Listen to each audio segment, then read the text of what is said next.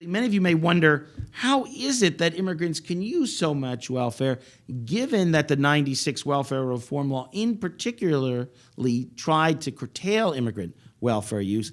And on top of that, there's a long-standing idea called the public charge, which is if you become dependent on the welfare system, technically you can be deported.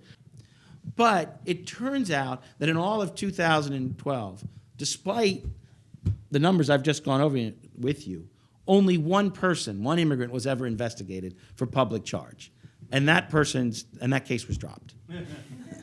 So I think it'd be fair to say that that's not a very important provision. Let me give you another example. Part of the 96 welfare law was that you had to go to your sponsor for support if you got in trouble in the first 10 years, basically, and you weren't supposed to go to the taxpayer, as it were. But there's a thing called the immigrant exception. The indigent exception. And if you are an indigent immigrant, that is, you're poor, then you don't need to go to your sponsor.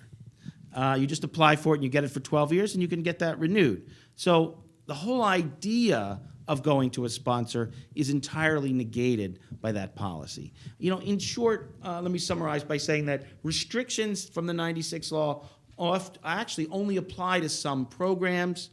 They don't apply to most immigrants because most immigrants have been here longer. Most immigrants are legal and have been here longer.